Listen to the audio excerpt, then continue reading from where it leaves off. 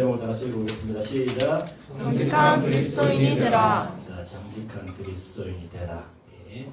말씀의 제목은 참 쉽지만 실질적으로 작금에 일어나고 있는 많은 일들은 정직이 많이 깨어진 시대가 되어버렸습니다. 그래서 정직하면 이제 바보가 되죠. 제가 예전에 청년부 할 때도 그 자매 한 분이 와서 이야기를 했어요. 자꾸 와서 세무 이제 관련 일을 했는데 자꾸 와서 세금 좀 깎아달라고 하는 사람들, 좀 그래도 좀 불법으로 해서 깎아달라고 하는 사람은 교회 장로님이시고 그다음에 안수 집사님이시고 이런 분들이 많았다고 그 이야기를 들었었어요. 지금은 물론 많이 변화되어서 그러지 않겠지만 그때는 그런 문제들이 있었고 지금도 마찬가지로 교회에 많은 일들이 있죠. 정직이 끼어져 버렸죠. 그렇기 때문에 이걸 많이 들을 거예요. 그죠? 이미 오픈되어 있는 거니까 말씀을 드리자면 자기 자식에게 교회를 물려주기 위해서 세습 때문에 생긴 저희 교단에서 생긴 문제가 있고요. 그리고 또 다른 교단에서도 돈 때문에 생긴 문제가 상당히 많아요. 또 심지어 이제 좀 청렴해야 될 목회자들도 어떤 경우에 보면은 횡령을 해서 교회에 헌금을 건드린 거죠. 하나님의 돈을 건드린 겁니다. 그래서 문제가 생긴 데도 많아요. 그러다 보니까 그리스도인들도 그런 거예요. 좀 뭔가 쉽게 돈 벌릴 수 있는 게 없는가 찾고 있는 거죠. 회사 다니시는 분들 조심하세요. 혹시 그죠? A4 용지 하나라도 띵땅 치려고 그죠? 요거 내가 해가지고 어떻게 해가지고 내가 그 돈 내가 가지고 눈먼 돈이니까 이렇게 되는 거예요. 이런 문제가 생기다 보니까 그리스도인 다 욕을 먹는 거죠. 제가 댓글을 한 번씩 보면 충격적인 게 정말 많아요. 좋은 글은 그리스도인에 대해서 좋은 글을 읽을 게 별로 없어요. 근데 악플이 달려있는 글을 보면 예술적으로 적어놨어요. 그래서 기독교인이 되어서는 안 된다. 예술적으로 적혀있어요. 그 문제가 왜 그렇게 됐냐면 제일 대표적인 영향을 미친 게 바로 정직에 대한 부분. 이 정직에 대한 부분이 너무나 많은 문제가 생겼는데 혹시 여러분에게 하나님이 이렇게 질문하실 거예요. 여러분은 정직하십니까? 질문할 때 주님 저는 정직합니다. 고백할 수 있는 모두 될 수 있기를 간절히 소망합니다. 정직에 반대하는 거짓말, 거짓이죠. 그렇죠? 거짓말 왜 하죠? 다 아는 것처럼 아담과 하와가 뭐였습니까? 하나님의 명예에 불순종할 때 뭐였습니까? 거짓말을 했죠. 그래서 그 이후에 우리가 가지고 있는 타락된 본성 속에 거짓이 들어있기 때문에 당연히 거짓말을 한다. 이렇게 말하면 난해하죠. 예수님이 지금 우리 안에 누가 계십니까? 성령님이 계시죠. 성령님이 계시면 우리 안에 그 성령님이 생명과 평안을 우리에게 주시는데 거짓말하면 뭔가 찔림이 있어야 되고 문제가 돼야 되는데 뭐 원래부터 그렇기 때문에 라고 하면서 거짓말을 하고요. 또 거짓말을 왜 합니까? 자기를 보호해야 되니까. 내가 왜 거짓말 하냐면 내가 살아남아야 되니까. 그죠? TV 보면 그런 거 많이 나오잖아요. 정치인들이 서로 싸우면 서로 잘못했다는 거야. 잘못한 사람이 한 명도 없어요. 우리나라에는 잘못한 사람이 한 명도 없어요. 누군가는 분명히 잘못했는데 잘못 안 했다는 거죠. 그렇죠? 왜 그러냐면 나를 보호하기 위해서. 나는 살아야 되겠다는 거죠. 그렇죠? 그런 마음들 때문에 거짓말이 횡행하게 되고요. 그리고 거짓말을 또 하다 보면 어떻게 됩니까? 죄의 매이죠. 자꾸 거짓말 하다 보면 어느 날 죄의 매예요. 죄의 매이다 보면 어떤 마음이 드냐면 분명히 내가 예수님 믿고 기도하고 하고 있는데 내 마음속에 불안이 들어와요. 찜찜한 거지. 그 정확한 거죠. 왜냐면 양심에 가책을 느끼는 게 맞단 말이에요. 내가 지금 하고 있는 것이 하나님 보시기에 잘못된 거짓말이기 때문에 내 양심이 가책이 오게 됐어요. 근데 어느 날 가책도 안 하는 거야. 왜 가책이 안 나요? 어느 날 가책이 안 오고 당연한 거다 생각하면서 문제가 생기는 거죠. 그래서 디모데전서 4장 1, 2절에서 이게 뭐라고 하죠? 양심에 무엇을 맞아? 화인을 맞아. 화인이 뭡니까? Seal with hot iron이에요. 그러니까 인두로 찍는 거죠. 인두로 우리를 찍는 거예요. 이 동물이 그리고 이 노예가 내 것이다 할 때 예전에 찍었어요. 찍었는데 자, 이 찍었다 이 말이 어떤 표현이냐면 성경에서 어떤 표현이냐면 이제는 진리를 저버리고 무감각하게 되어서 사탄의 노예가 되었다 이렇게 생각해요. 그렇죠? 양심의 화인을 딱 맞으면 어떻게 되냐면 내가 잘못하는 것 당당하게 이야기해요. 그리스도인인데 내가 분명히 예수님 믿고 있는데 내가 하는 거 다른 사람들보다 작게 한다는 거지. 내가 이렇게 하는 부분들은 다른 사람들도 다 하는데 나는 하지 않고 나는 요만큼밖에 하지 않기 때문에 나는 아무런 문제가 없다 이렇게 되는 거예요. 그러다 보면 어느 날 양심의 화인이 팍 맞게 되면 하나님 관계가 확 깨지는 거죠. 그 대표적인 예가 사도행전에 나오죠. 아나니아 삽비라 사건이 있었습니다. 자, 아나니아 삽비라가 하나님한테 헌물 플러스 헌금을 했어요. 했는데 중요한 건 뭐냐면 오늘날로 따지면은 엄청나게 한 거예요. 자기 재산을 팔아서 대부분이 어떻게 했냐면 초대교회 여러분 잘 모르시겠지만 초대교회는 전 재산을 다 팔아서 다 집어넣었어요. 교회 공동체에 다 집어넣고 그렇게 지금은 그렇게 할 수 없지만 전 재산을 다 팔아서 넣었는데 전 재산 넣었다 보니까 좀 아까운 거예요. 조금을 남겼어요. 많이 남긴 것도 아닙니다. 조금을 남겼어요. 그리고 와서 이제 성령님께서 이제 지도자를 통해서 이제 말을 하게 되죠. 어디 놔두는데 하다가 거짓말하게 돼요. 누구한테 거짓말하는 겁니까? 하나님 앞에 거짓말하게 되죠. 남편과 아내가 동시에 죽어요. 왜 그렇게 되냐면 양심에 화인이 맞은 거죠. 이미. 처음에는 불안하고 두려운 마음도 있었을 건데 그러고 있다가 보니까 뭐 다른 사람들은 그럴지 몰라도 우리가 뭐 그렇게 많이 숨겨놓은 것도 아닌데 뭐라는 생각이 단 거죠. 그러다 보니까 그냥 당연하게 했다가 죽임을 당하게 됩니다. 자, 그러면 여러분이 이런 법문을 들어도 오늘날 뭐가 문제가 있냐면 문제를 들어도 그죠? 똑같이 이런 일이 생겨도 우리도 어떻게 할 거냐? 우리도 이렇게 할 거예요. 그죠? 왜냐면 우리에게 그런 일이 안 일어나거든요. 안 일어나지만 하나님은 아시고 계시는 거죠. 일어나지는 않지만 하나님은 아시고 계시는데 그 근거가 뭐냐면 정직에 대한 부분이에요. 정직에는 두 가지가 있습니다. 정직에는 원래 정직한 이렇게 할 때는 야수아르라는 단어를 씁니다. 히브리어로 야수아르라는 단어를 쓰는데 정직이 여러 가지가 있지만 제가 정리한 건 두 가지인데 첫 번째 메수아르라는 명사가 있어요. 자, 이 명사는 어떤 의미를 가지고 있냐면은 심판에 대한 부분이에요. 우리가 정직해야 되는데 하나님만 바라보면서 정직하겠습니다. 하나님이 혹시 나의 잘못 때문에 하나님 나에게 심판하실까봐 두렵고 떨리는 마음으로 깨어서 정직한 것. 두 번째는 여러 가지 뜻이 있는데 여기 요새는 또 있고요. 그다음에 뭐 다른 또 뭐 단어들이 있는데 요새라는 단어가 있는데 이 단어에는 어떤 뜻이 들어있냐면 도덕적인 부분이에요. 도덕적인 부분으로 그리고 실생활에서 정직한 거예요. 우리가 지금 말하고 있는 거는 뒤에 부분이 많겠죠. 실생활에서. 근데 여기에서 완벽했던 인물이 바로 누구였냐면 다윗이죠. 그래서 다윗의 기도가 오늘 들어있는 거예요.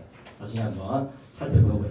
그리고 성경에서 자기 자신이 정말 떳떳하게 정직하다고 선포했던 사람이 있습니다. 누굽니까? 이 잘 아시죠? 말씀 보겠습니다. 사무엘상 12장 3절 4절 말씀.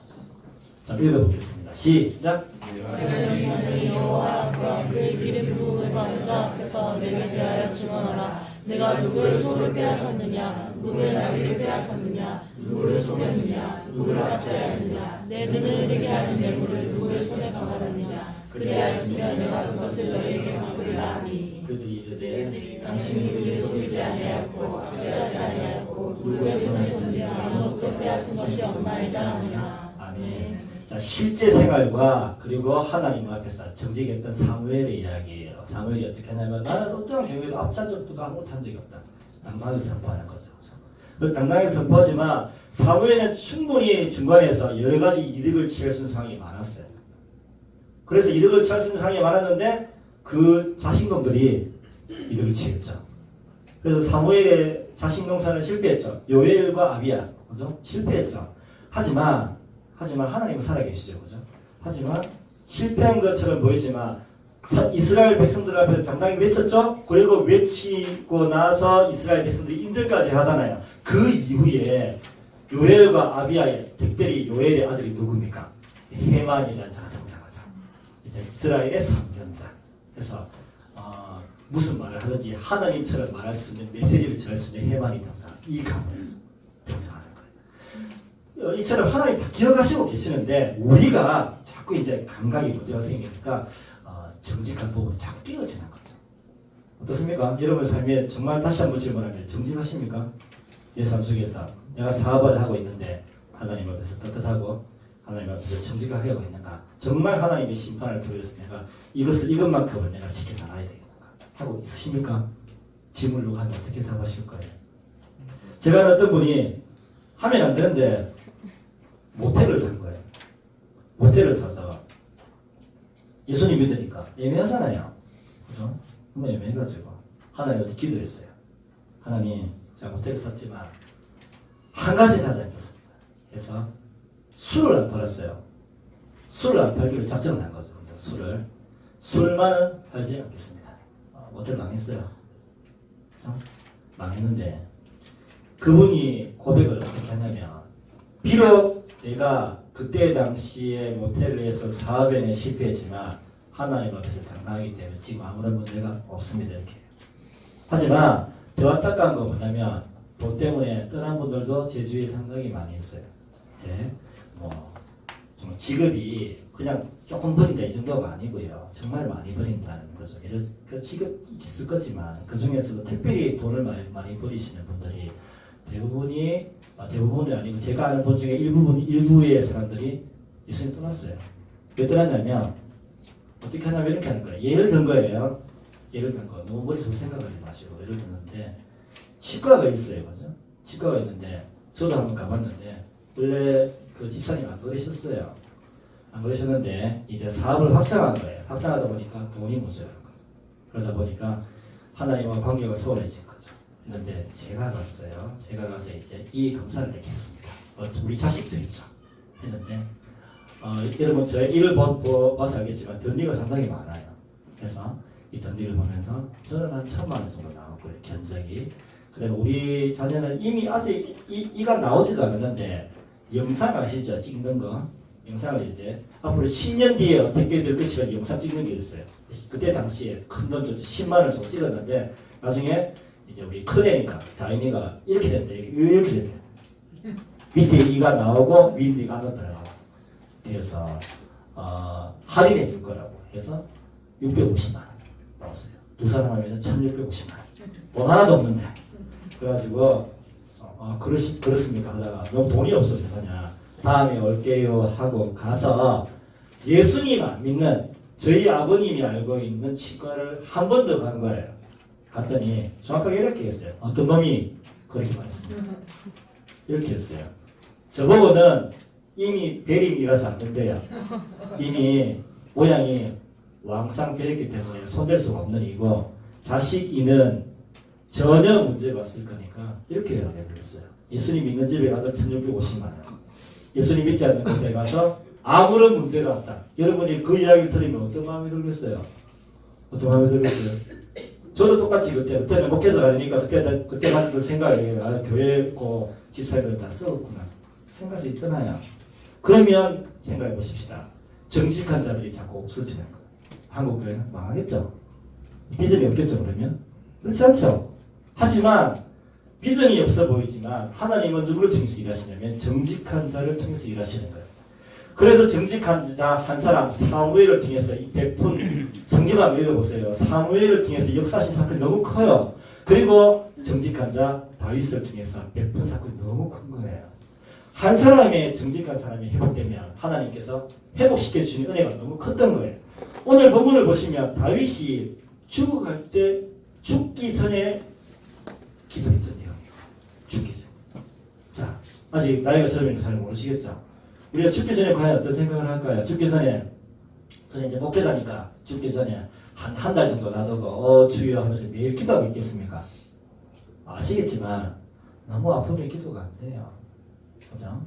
우리나라에서 가장 존경받고 있는 고인이시죠, 그죠? 우리 목사님 한 분 계신데 그 목사님이 너무 아프니까 그 다음 목사님이죠, 그죠?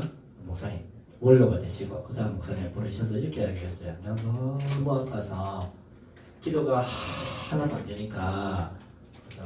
목사님이 나를 대신해서 기도 좀 해주세요 이렇게 그 정도로 죽을 때 같아 되면 정말 힘이 든데 다윗이 고백하고 있다.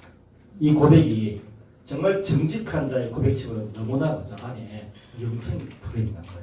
영성이 들어있고 17절에서 특별히 정직한 자의 고백을 확 쏟아내요.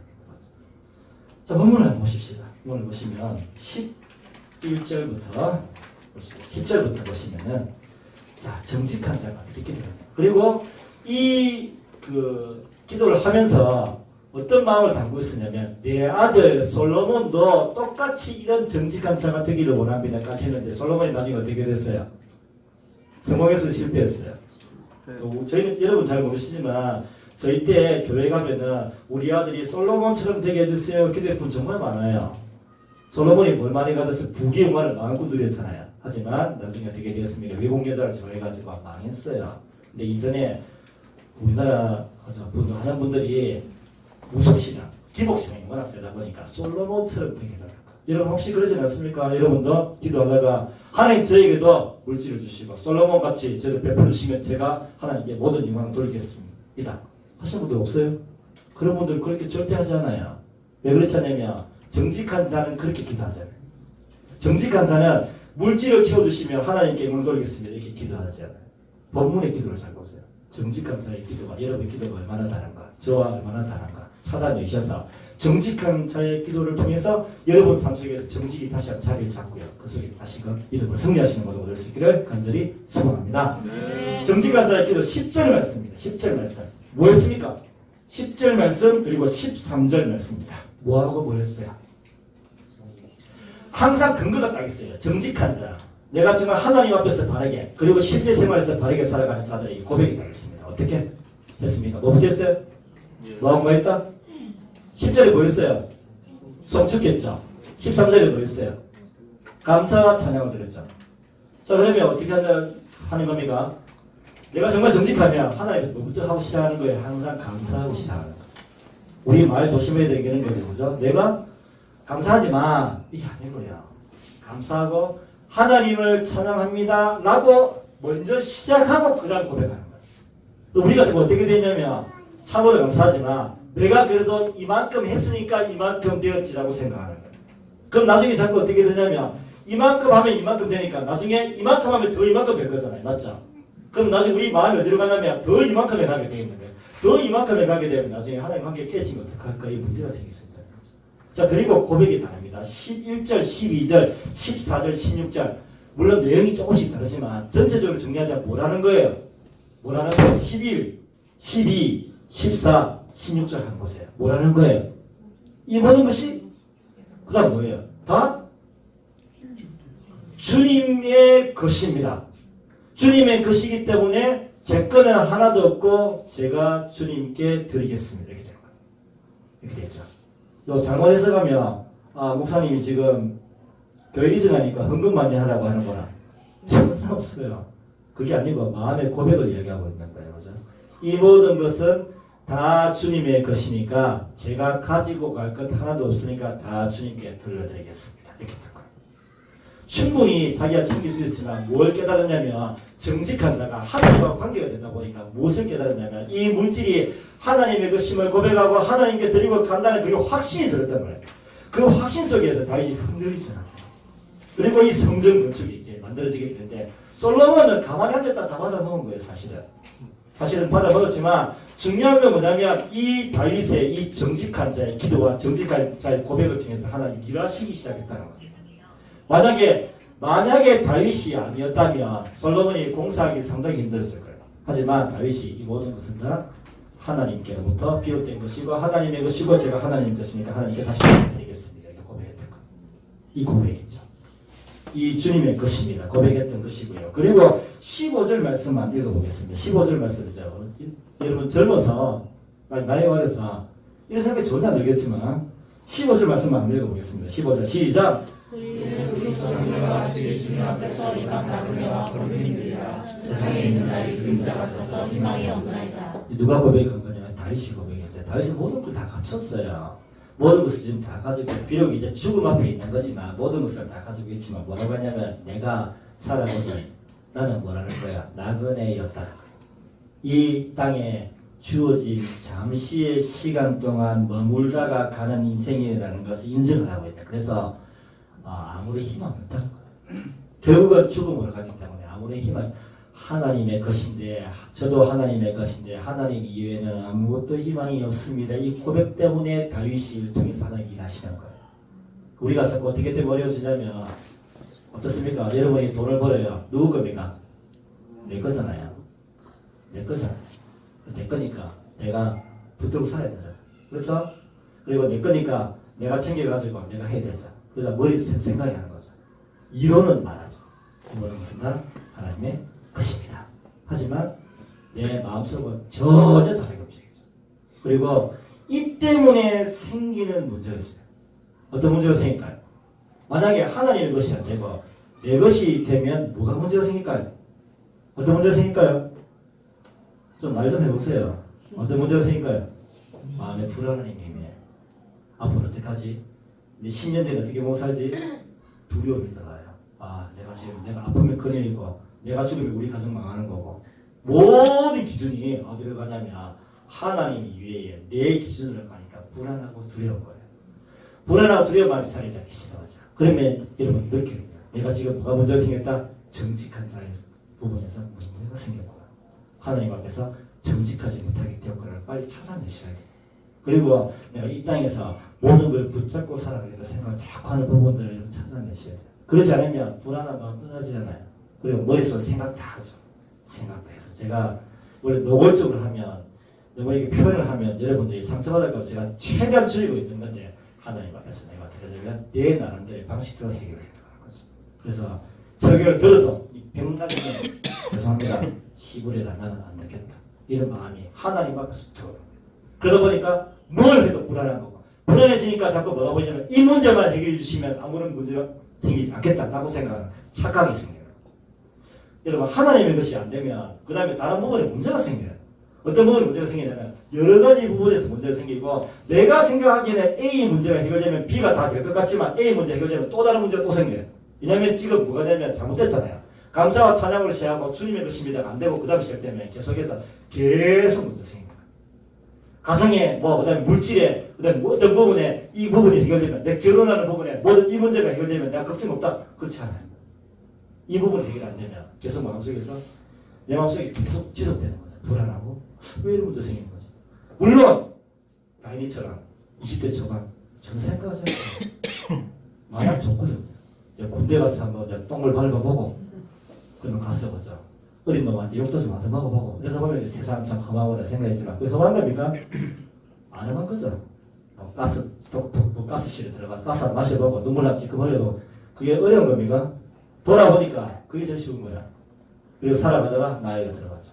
어제 제가 예전에 어떤 집사님 한 분이 계셨는데 그 집사님이 정말 인격적인 분이 계셨어요. 제가 목회할 때도 제가 맡은 분도 아닌데 항상 오셨어요. 옆에 오셔서 목사님 수고하세요, 힘내세요 이렇게 했었어요. 하시고 항상 좋은 말을 지고 따뜻하게 말씀해 주셨는데 어제 이상하게 그 교회 주보를 보고 싶더라고. 그래서 우연히 주보를 딱 봤는데 갑자기 별세를 하셨는데 림프암인데 손도 못 대고 서울 가서 이제 바로 전이가 되는 마음에 돌아가신 거예요.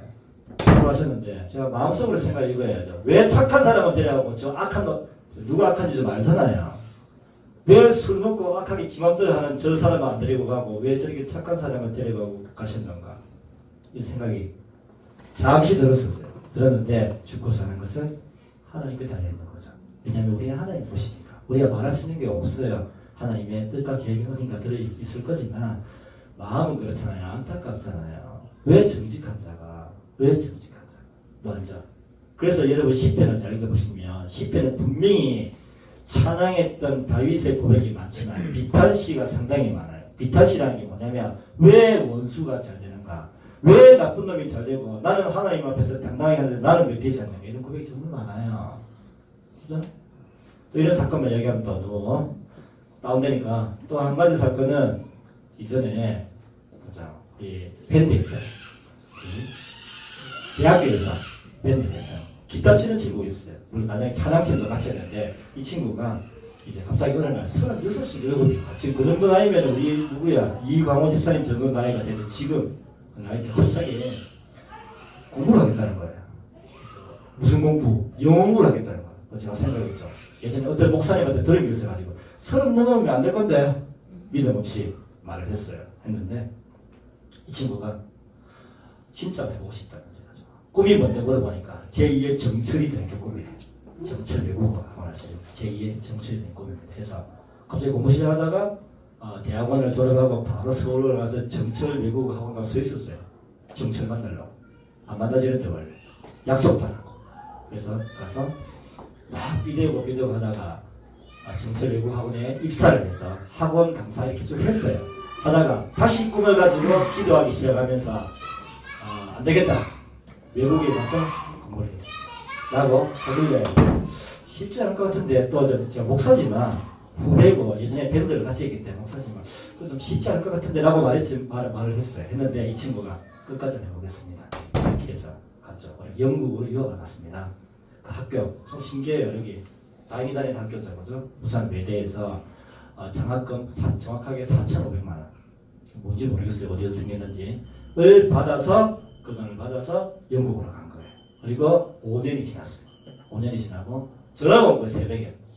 지는 좋다고 전화 오지만 난 새벽에 전화를 받았거든요. 왔는데 새벽에 전화가 와서 그런 거예요. 와서 형님 제가 또 카톡도 왔어요. 기도해 주셔서 너무 감사합니다. 하나님은 살아계시고 제가 너무너무 간증할 게 많습니다. 하는 거예요. 했는데 왜 그랬는고 보니 영국에 있는 세계에서 97번째 대학일 거예요. 2018년 기준 세계에서 아직 17년이고요. 기준 세계 97번 서울대보다 높아요. 그 대학교에 전임 교수로 들어가게 된 거예요. 연구직으로.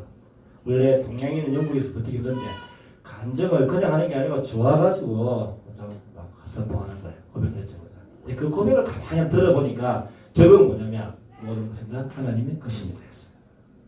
이 친구의 장인이 부산 시내에서 진짜 잘 나가는 사장님이세요. 그래서 이야기를 했어요. 나는 가지 말고 건물 10층짜리 그냥 지어줄 거니까 네 이름 세워가지고 미리 홍길동 영광 차려라. 10층짜리 세워줄게. 했는데 이 친구가 약간 시골에서 살아가지고 마음이 흥글이 많이 들었거든요. 장인은 앞으로 돈 받지 않겠습니다. 아무것도 받지 않고 제 힘으로 일할 수 있습니다. 했다가 부부 사이도 좀 안 좋아졌다가 했는데 모든 게 다 해결된 거예요. 심지어 부인까지도 이제는 모든 것은 다 하나님의 것입니다. 고백하면서 이 간증을 하는 거예요. 새벽에 전화 와서. 그죠? 이 간증이죠. 하나님 누구 기도를 들으시는 거예요? 정직한 자의 기도를 들으시는 거예요. 지금 당장 되었다고 중요한 것이 아니고 하나님의 살아계심을 선포를 하는 거죠. 다윗의 고백입니다. 똑같죠. 그죠? 나는 이 땅에서 나그네지만 17절 나그네지만 하나님의 것이고 하나님께 감사하고 자성하고 17절 마지막 말씀입니다. 17절 말씀 나의 하나님이야. 읽어보겠습니다. 17절 시작. 마음을 감찰하시고 정직을 기뻐하시는 줄 내가 알나이다. 네가 정직한 마음으로 이 모든 것을 주를 그랬사오며 네가 내가 주의 일생을 주께 감하여 드리는 것을 보니 심히 기쁘도소이다. 아멘. 어떻게 합니까? 주의 마음을 감찰하시고는 빼고요. 정직을 기뻐하시는 줄을 알겠습니다. 했죠. 그죠? 여기 정직이 아까 말했던 거예요. 하나님을 두려워하는 마음으로 행하는 정직이에요. 그리고 정직한 마음으로 이렇게 했잖아요. 그죠? 여기 있는 게 실제적으로 내 삶의 도덕적인 마음과 실제 생활에서도 정직하게 하나님의 백성답게 살아가겠다는 그 정직이 들어요. 이 마음을 가지고 주님을 기쁘시겠다. 딱 이렇게 간 거예요. 쉽게 말하면 여러분이 사업을 하고 있는데 하다가 만약에 가게를 한대 칩시다. 붕어빵을 하고 있는데 붕어빵에 팥을 넣는데 팥값이 갑자기 너무 오른 거예요. 오르고 나니까 이걸 내가 어떻게 되나 하다가 붕어에 팥을 좀 뺄까 생각한 거죠. 그래서 한 요만큼만 빼면은 파산이 많이 남을 것 같은 거예요. 그래서 사람들이 먹으면 모르잖아요. 빨리 모른다 하세요. 잘 모르잖아요.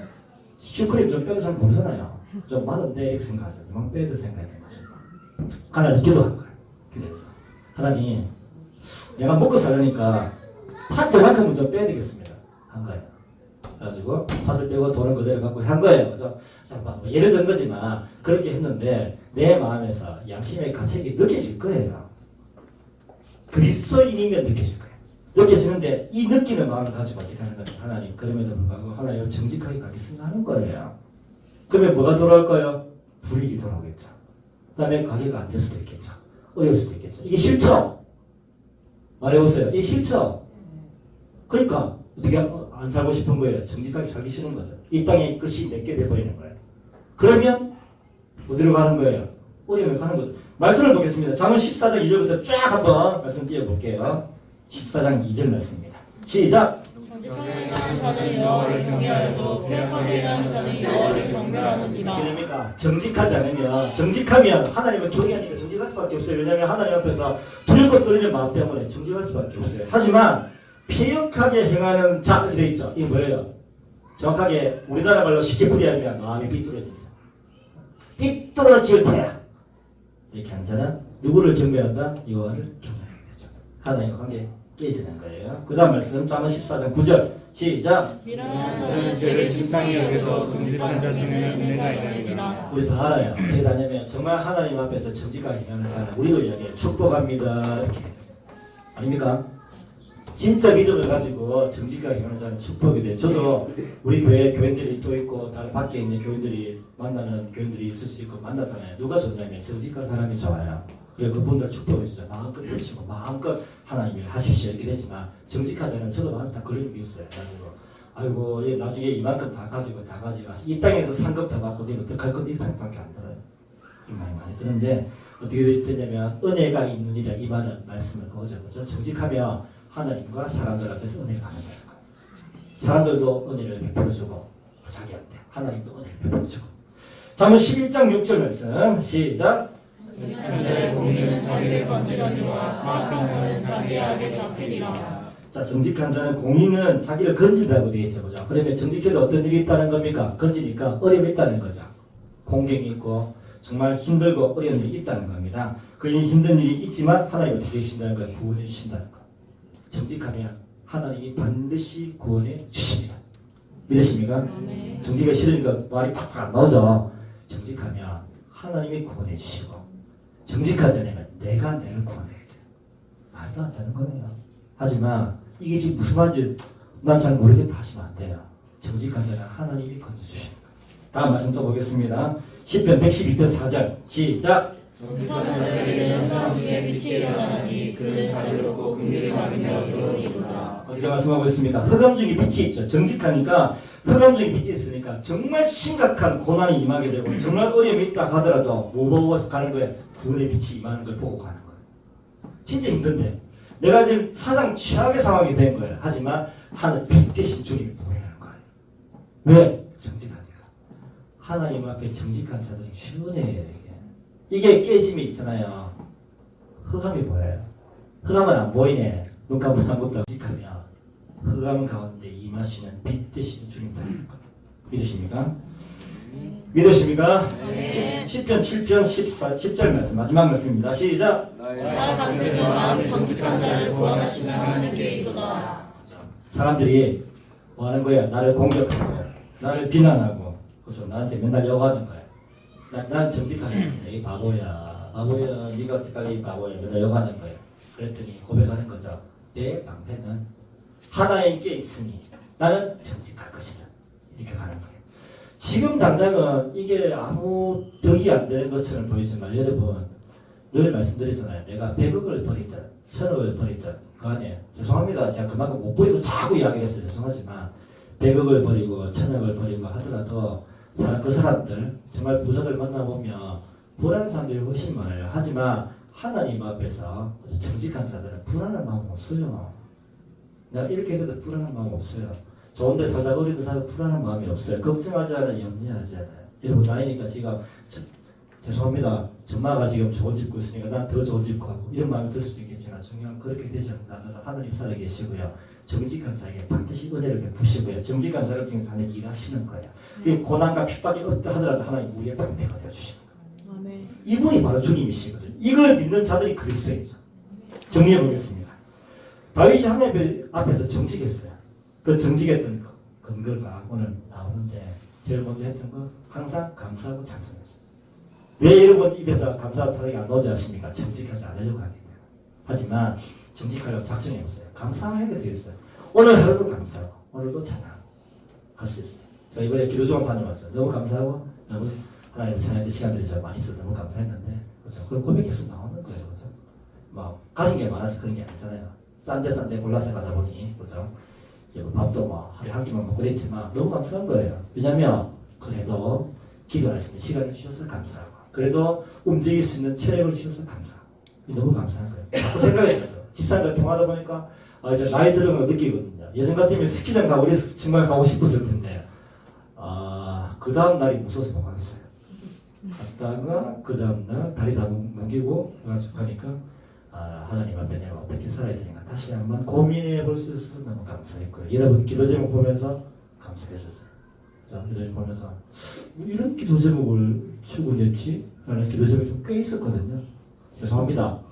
40% 정도가 지웠어요. 그래서 지우고 60%를 하고 기도를 했는데 자, 그 고백이 그런 거예요. 그래서 마음속에 그래도 하나님은 우리 교회를 통해서도 정직한 자를 통해서 우리 교회에 앞으로 모든 방향들을 이끌어 주실 것이라는 확신이 들었던 시간이어서 감사했었어요. 감사하게 넘쳐야 되는 거죠. 그죠? 그리고 하나 더 고백하는 이 모든 것은 다 주님의 것이고 주님으로부터 말미암았고 다시 주님께 가는 것이다. 이렇게 되는 거예요. 내가 안고 내가 당길수록 어떻게 되냐면 하나님 관계 깨지게 되겠어요. 하지만 하나님의 것입니다 라고 고백하는 자들에게 하나님 부어주시면 복된 거예요. 만복을 누리시되 사실 성경은 만사 형통의 복이 그리스도의 복이 아니라고 되어 있는데 많은 그리스도인들이 형통하지 않으면 망했다고 생각한단 말이에요. 아니에요. 정직하게 하나님을 바라보고 나아가잖아요. 하나님이 허락하시는 만사 형통은 여러분이 생각하는 것과 조금 달라요. 마음에 주님만이 줄 수 있는 평안과 주님만이 줄 수 있는 즐거움과 주님만이 줄 수 있는 기쁨이 나게 돼 있어요. 근데 내 걸 바라보면 이거 알 거예요. 처음엔 좋은데 뭔가 문제가 생겨나게 되는 거예요. 차라리 가난할까? 차라리 이전이 훨씬 더 낫다고 생각하는 그 자체에서 차라리 쉬어야 돼요. 그래서 하나님은 주님의 것임을 고백하는 자를 얼마나 기뻐하십니까? 나는 주님의 것입니다. 고백하는 것이 얼마나 좋을까?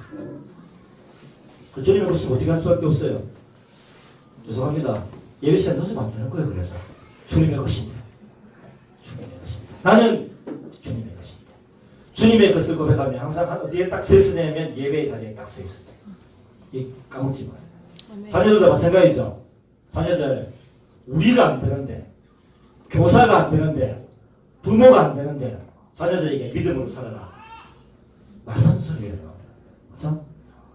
내가 먼저 주님의 것입니다. 교사가 먼저 주님의 것입니다.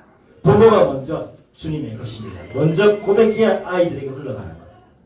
이게 중요한 거예요. 그러면 그거를 가지고 아이들이 저는 주님의 것입니다 하면 하나님께서 기뻐하십니다.